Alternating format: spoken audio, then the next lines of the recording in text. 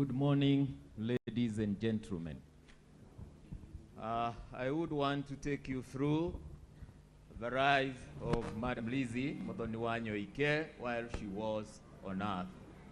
My name is Alan Jenga. We are going to read the Eulogy in English, and on the last pages, those who may not understand this language, you can follow through and understand. Eulogy of Lizzie Wanyoike'S. Early life. Our matriarch, mentor, role model, mother, grandmother, rose from humble beginnings. She was born at Eulogy village, location 15, Muranga district on the 5th November 1951. She was the sixth born of the late Peterson Kariuki and the late Naomi Wangeshi.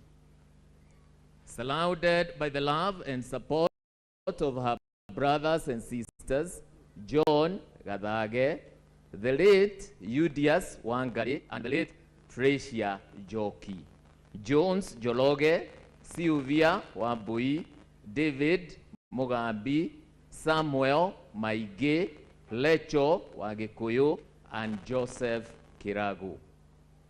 Lizzie came from a very ordinary family, growing up in a rural setting, enjoying the blood and blood of all manner of characters from her mother's breast womb. As it was during those days, Lizzie grew up helping her parents attend to their farm and also helping her mother in house chores. She was focused, resilient, hardworking, and committed child, traits that defined her throughout her adult life.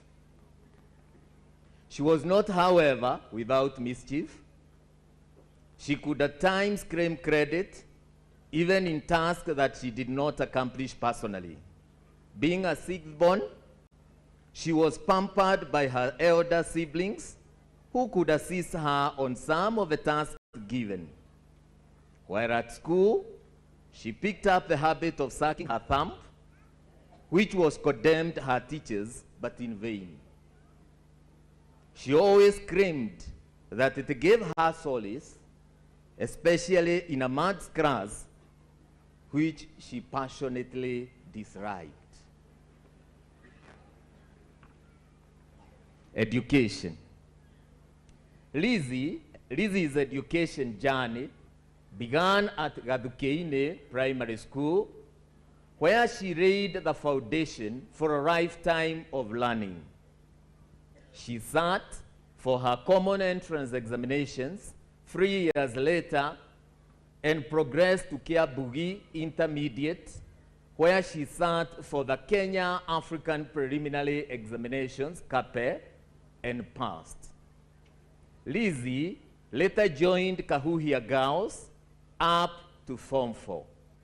Her parents wanted her to join Kagumo Teachers Training College to become a P1 teacher, a career that she was not enthusiastic about.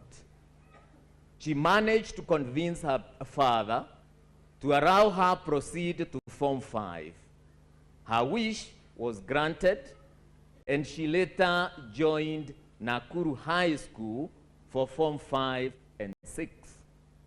While in Form 6, a team of well-wishers from Britain visited their school, scouting for students interested in pursuing further studies in the field of business and secretarial studies, with the aim of becoming high school teachers. She was amongst the students who were selected to join Kenyatta College, present-day Kenyatta University, to pursue a diploma in teacher education with a bias in secretarial studies. Ironically, during her entire education, she had a dislike for mathematics subject. Interestingly, This dislike did not prohibit her from becoming one of the greatest entrepreneurs of our time. Marriage and family life. Lizzie met the love of her life while she was in her last year in Kenyatta College. As it was during those days, girls were extremely cautious about relationships, knowing very well the consequences should this information reach their parents. This was not exemptional to Lizzie. Her friendship with her soulmate blossomed, and in 1972, she got married to her sweetheart, Josephat Buru Wanyoike. Together, they were blessed with 3 children, Anthony Buru, Stella Wajiro, and Eric Karaoke. Lizzie was mother-in-law to Anne Wajiro, David Buru, and Peter Getau, adopting grandmother to Ayana Wajiro,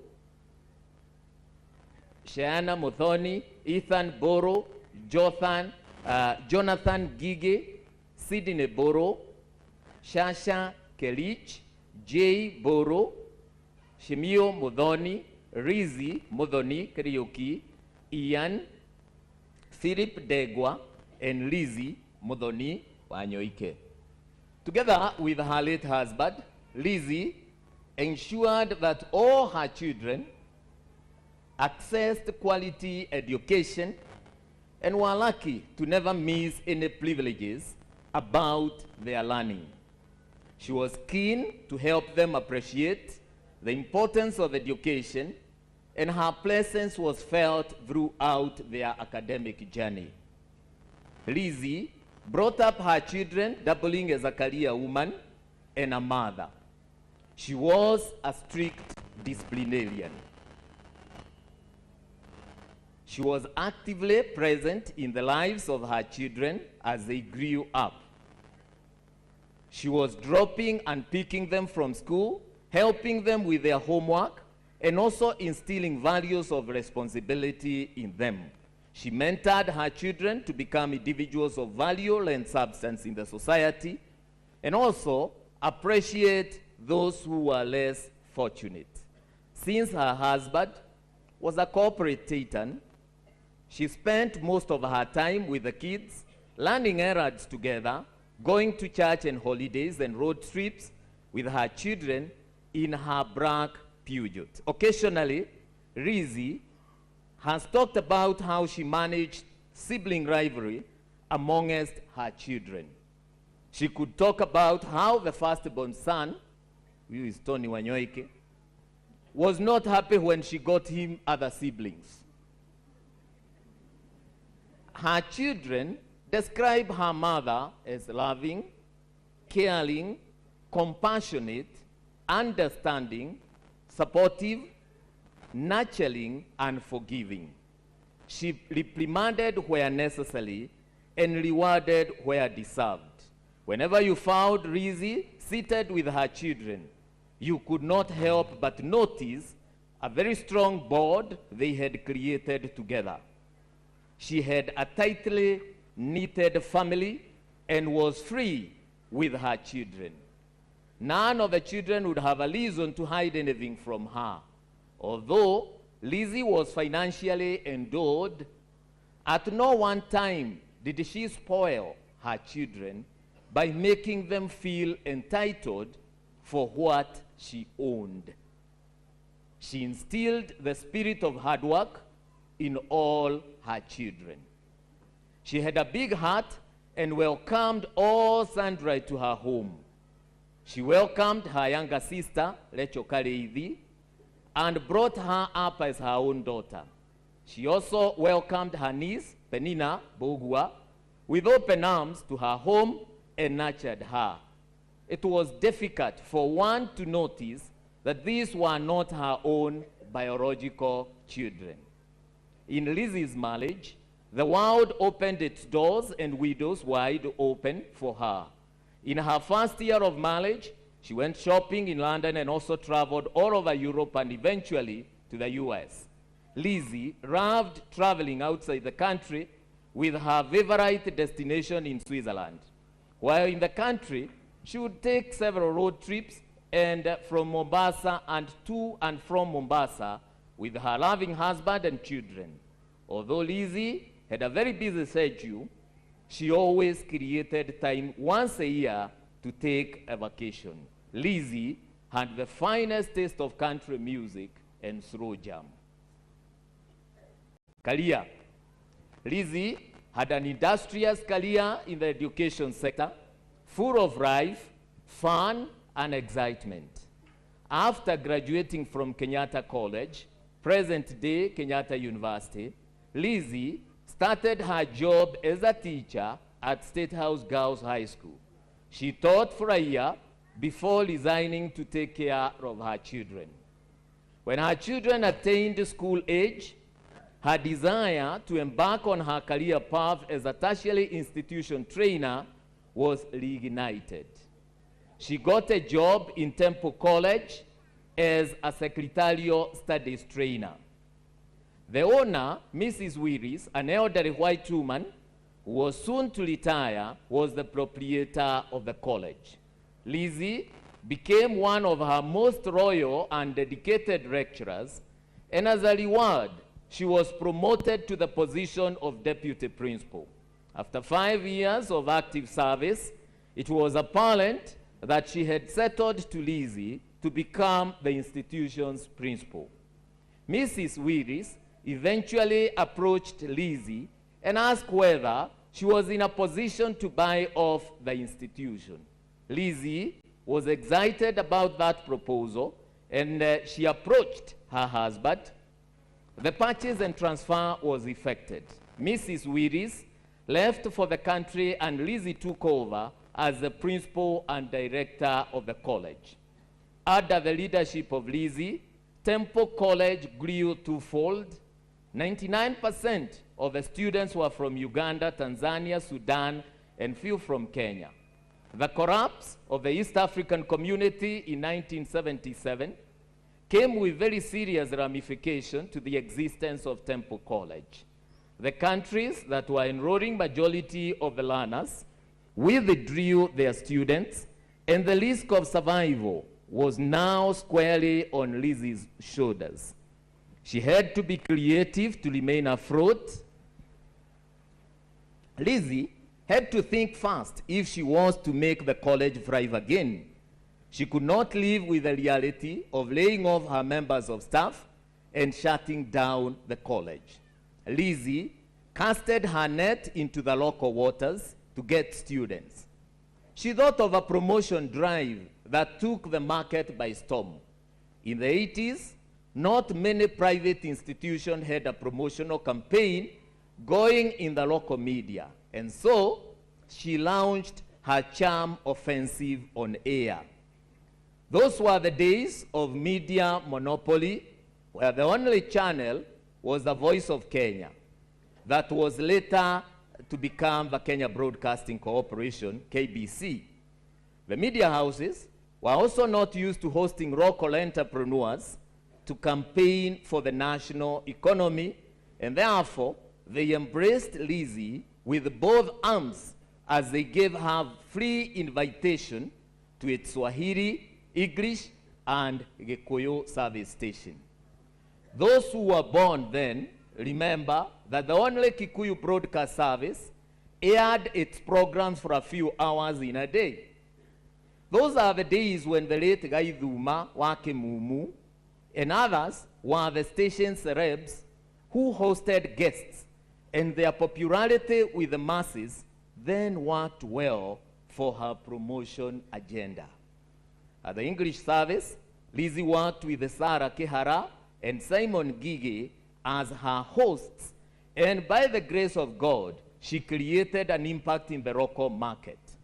Temple College underwent a rebirth that made it popular and most sought after privately owned secretarial college. It was the best performing college in Pitman's and City and Guilds exams. Graduates from the college were highly sought by both public and private organizations. Apart from just getting the skills, the students were molded into respectful and responsible individuals. At Temple College, Lizzie invented a work plan that to endear her to parents who had placed their children under her training care. Training institutions back then were not known for discipline. Lizzie devised a clarion call for hard work, discipline, and excellence as core values to Temple College. She established a rapport with her students where she aspired to have a face-to-face engagement with them as many times as possible and inspiring them. At that time, Lizzie was a very young mother, scaling the heights in an era where it was fashionable to associate women with household chores, cooking, cleaning, and just being a wife. Lizzie was raring to go.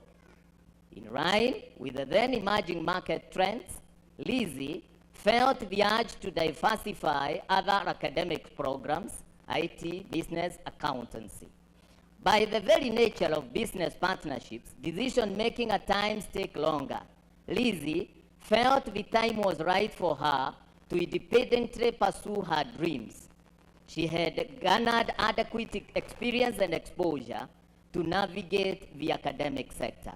As the philosopher says, the future belongs to those who believe in the beauty of their dreams. Lizzie set up a small team of confidants led by James Mwangi of Equity Bank, then Equity Building Society, to brainstorm on the new venture which gave birth to Nairobi Institute of Business Studies.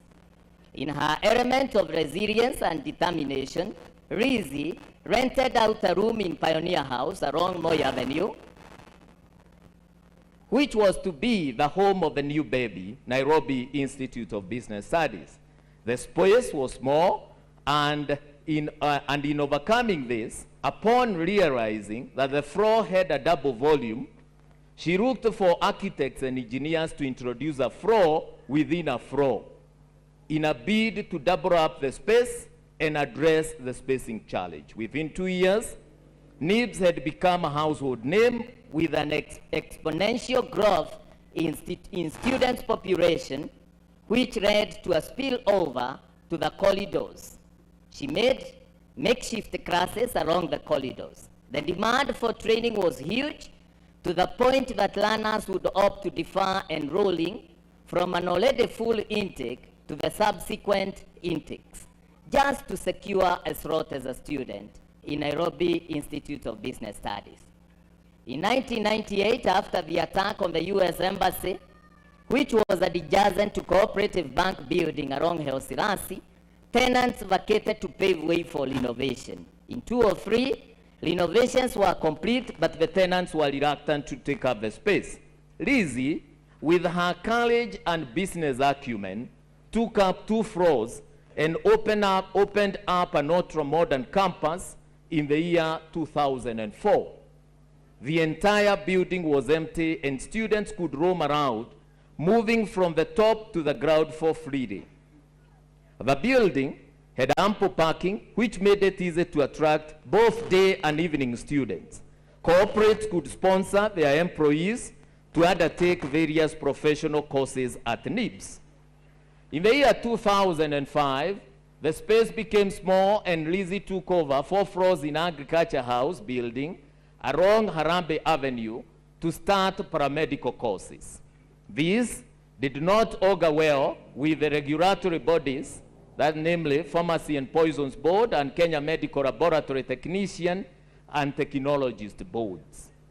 One morning in the year 2006, Lizzie woke up to find her business name as a headline in one of the local diaries, indicating that the college had been closed down, allegedly for non-compliance with medical regulatory bodies. This was a major setback that provoked her to pursue the matter in court. Her resilience gave her motivation to travel to India and source for all necessary medical equipment that the two boards required. In the subsequent inspections, the college was given the green light to continue training in paramedical courses that saw thousands of young men and women train in diploma in pharmaceutical technology and diploma in medical laboratory technology. Today, these technicians are heading giant institutions locally and abroad. Lizzie's desire to see many young people acquire a diverse set of skills led her to start other academic programs, such as legal studies, which was a preserve of the Kenya School of Law. Lizzie could dare swim in uncharted waters with courage. In year 2007, a number of tenants had showed interest in taking up space at Cooperative Bank House, and the landlord felt that the college was a nuisance in the building. They wrote to Lizzie, informing her that they shall not renew the tenancy contract with Nibs for another period. Again, she went to court and obtained an injunction. This setback came with a silver lining, as it opened up her eyes that one day she could eventually be thrown out and inconvenience the training. This made her look forward elsewhere with a view of setting up her own premises. This search ended up in Ruiru, Kiambu County, at a place called Kimbo, where she set up an ultra-modern spacious training facility on 17.5 acres of land. In 2009, Lizzie made up her mind to relocate Nibs from Cooperative Bank House to Ronald Gara Post Office building along Ronald Gara Street. Nibs had become a household name, and this attracted young enthusiast runners to pursue training despite the fact that the street was perceived to be insecure. In 2010, the ultra-modern training facility, dubbed Thika Road Campus, was complete and was opened by the then Assistant Minister for Planning and MP for Gatanga then, Honorable Peter Kenneth. This establishment changed the entire economic landscape of Kibo area. Nibs characterized economic activities within the area, making it one of the fastest growing centers in Kiambu County. Lizzie was keen on the provision of affordable quality training, which saw her immensely invest in the new facility. Opening the campus came with a myriad of challenges, keeping in mind that the Thika Road superhighway was under construction. From Nibs, one could see Kirimabogo Hills, since no investor was interested in setting up any investment around the area, which was perceived to be unviable and insecure. In her characteristic pacemaker element, Lizzie braced the challenges that arose mainly from insecurity. Unfortunately, 2 months upon opening the campus, thugs broke into the facility and made away with equipment worth millions of shillings. 2 weeks later, Nibs was raided again, and unfortunately, 2 security officers who were deployed to guard the premises were killed. This was very sad and a trying moment for Lizzie, and she was at her lowest and about to throw in the towel. However, her resilience and determination in fulfilling her vision superseded the challenges. Around 2015-2016, Lizzie embarked on a journey to set up a university. This was a smooth sail for her, as she did put up together an able team to steer the process. She made available resources to attain the university status.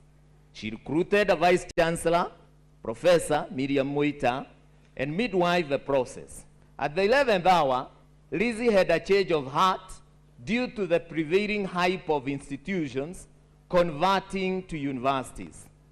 It bothered her that this mass exodus from technical training to university could rock out very many students who do not meet the entry grade to universities. Additionally, one of the conditions to set up a university was to drop 70% of the diploma programs. It was Lizzie's belief that the provision of quality training was the sure way of breaking the cycle of poverty in the society. It was her conviction that even those young Kenyans who scored low grades in KCSE deserved a chance to acquire skills that will enable them become self-reliant and actively contribute to the economic development of the country.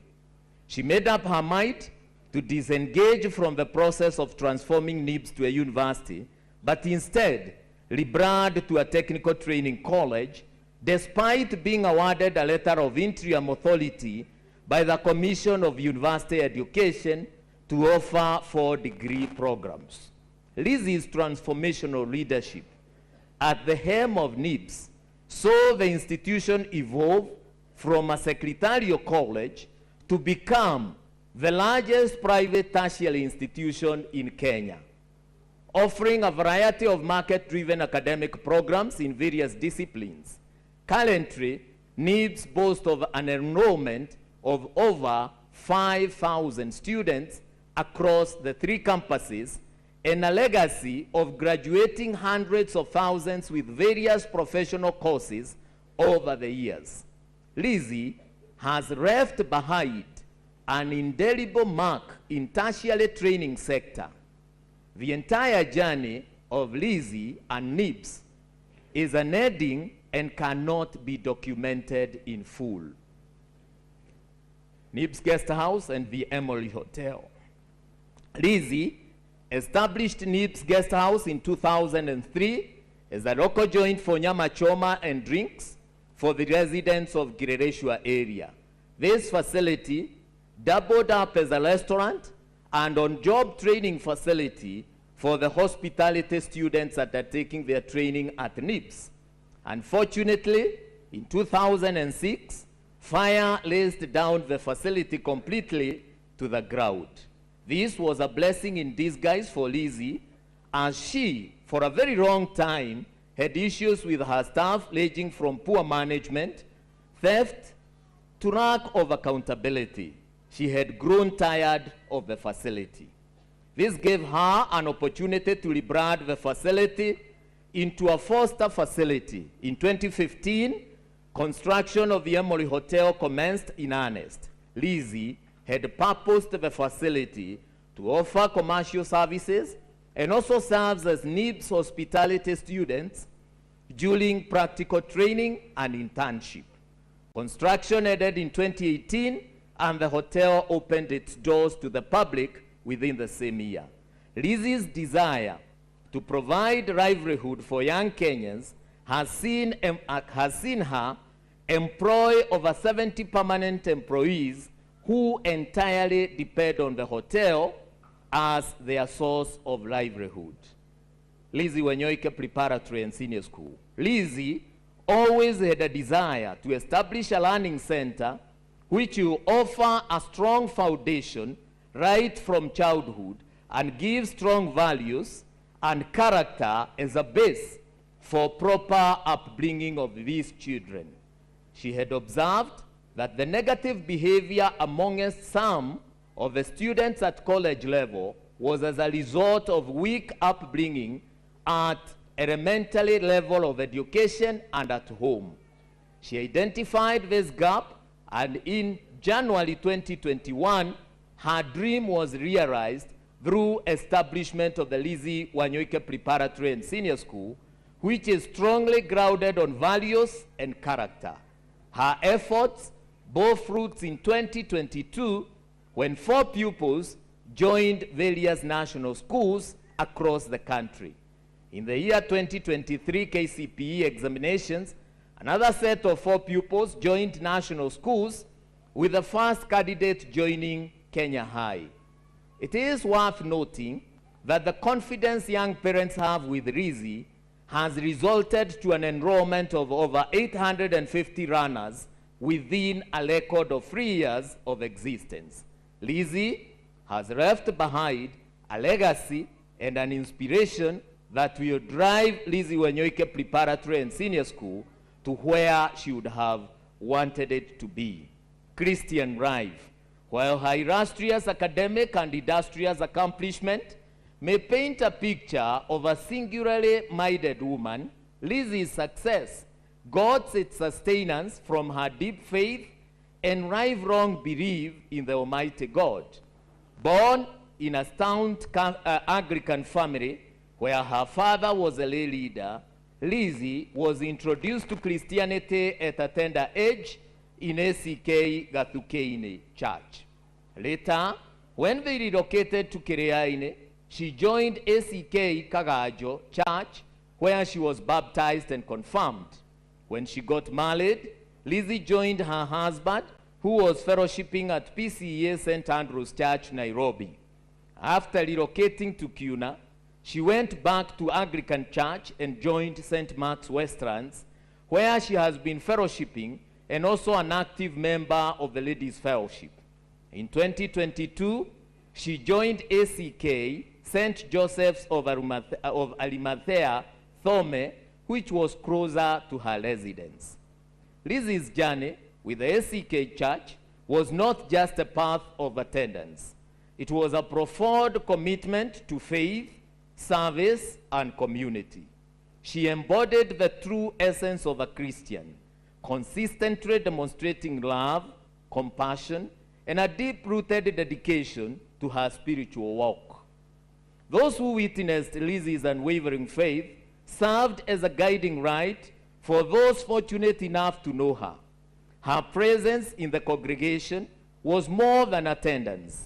It was an embodiment of the teachings of Christ, marked by kindness, generosity, and a genuine concern for the well-being of others. Lizzie was actively involved in numerous church activities. From the choir loft to the Sunday school classrooms, she lent her talents and time selflessly. Her dedication to nurturing the faith of the younger generation was truly commendable. One of Lizzie's most remarkable qualities was her ability to bring people together. She had a heart that welcomed everyone, creating an atmosphere of warmth and inclusivity within the church community. Her genuine smile, kind words, and open-hearted embrace made her a source of comfort and inspiration for many. Beyond the walls of the church, Lizzie lived out her faith in her daily life. Her actions spoke louder than words, and her commitment to justice, love, and mercy reflected the teachings of Christ in every aspect. Due to the nature of her work, Lizzie found herself cutting across different denominations, where she was invited as a motivational speaker and a beacon of hope for women, men, mothers, and young people. Lizzie was a living testament of the transformative power of faith across all denominations, community, and social life. Lizzie was not just a person who gave. She was a beacon of generosity and compassion, a shining example of what it means to selflessly uplift others. Her philanthropic endeavors touched the lives of many, leaving an indelible mark on the hearts of those fortunate to be recipients of her kindness. One of the most remarkable aspects of Lizzie's philanthropy was its inclusive nature. She believed in reaching out to every corner of our community, ensuring that no one felt left behind. When it was providing support to families facing financial hardships, extending a helping hand to the elderly, or championing causes that aimed to empower the marginalized, Lizzie's heart knew no bounds. Her commitment to education was particularly noteworthy. Lizzie recognized the transformative power of knowledge and was a passionate advocate for making education accessible and affordable to all. Countless students have benefited from her scholarship, each being a testament of her belief in the potential of young minds. The results of this initiative motivated her to write her first book entitled Empowering the Youth Through Training. During her interactions with members of the community, Lizzie used to come across several households with bright students who have completed their elementary education but cannot access higher education due to lack of funds. Through her personal initiative, as well as that of Lizzie Wanyoike'S Foundation, she managed to offer scholarship to over 300 beneficiaries. Some of these beneficiaries are still in college, while others have secured gainful employment. Lizzie's scholarship cuts across primary, secondary, and tertiary colleges to universities and was not only limited to bright, needy students.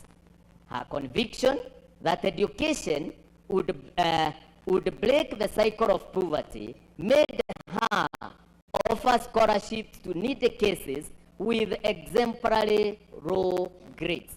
She believed that the poor performance might have been precipitated by the vicious cycle of poverty and wanted to offer these students a chance to break that cycle. Ladies and gentlemen, Lizzie was always concerned that the number of needy cases were increasing exponentially. Although bothered that she could not be in a position to assist all of them due to the limited resources at her disposal, Lizzie had faith that God would provide a way because she had the will. Lizzie's acts of kindness were not limited to education. In 2020, she did set up an ultra-modern dental unit complete with a computerized dental chair in Ruiru Level 4 Hospital, Kiambu County, to address the gap in the hospital's ability to provide quality dental services to the public. Lizzie is recognized that the community thrives when its members support one another, and she took it upon herself to ensure that no one in Ruiru went to bed hungry. Lizzie had set up a food program in Thika Road campus, which was more than a charitable effort. It was a lifeline for families facing economic hardships, a symbol of hope for those in need. She went further and supported those who needed to get into economic ventures to sustain their livelihoods. Lizzie has supplied several motorcycles to young men to run their boda businesses, as well as opened small retail chain businesses to others so that they can have a source of livelihood. All these initiatives drew a lot of admiration locally and internationally, making Lizzie win coveted accolades such as the Ernst & Young Entrepreneur of the Year Women category in 2018, Dyer Award Entrepreneur of the Year, the Top Women in Business Award, the Trailblazer Women in Business of the Year Award in 2018, and was also among the top 100 Kenyans in 2021. Lizzie was also appointed by the chair, as the chair, Kenyatta University Alumni Association Interim Board by the Vice Chancellor, Professor Wainaina. Lizzie's philanthropy was not merely a financial contribution. It was a personal investment in the well-being of others. Her hands-on approach, be it in volunteering at local charities or organizing community events, showcased her dedication to making a tangible difference in the lives of the less fortunate.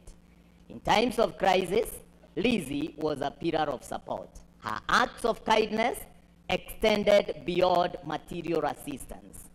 She offered a shoulder to lean on, a comforting word, a reminder that even in the face of adversity, there is hope and compassion.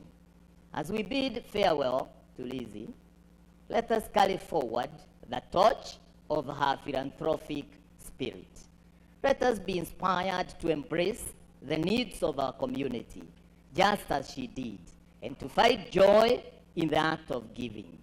May her legacy of philanthropy live on in the countless lives she touched. And may we be motivated by her example to create a world where kindness knows no boundaries. Parting is such a sweet sorrow. Lizzie had enjoyed a lifetime of good health until 2018, when she started developing acid reflux symptoms. She got treated at Aga Khan Hospital, but the symptoms did not completely disappear. She could complain of head congestion, though it was manageable. The year 2022, Lizzie started losing weight and feeling tired, which slowed down her normal work routine. Around February 2023, she was diagnosed with cancer, which was at an advanced stage. She went to India for treatment, and after her chemotherapy, she bounced back. She bounced back to life and even managed to grace Nibs' 14th graduation in October 2020.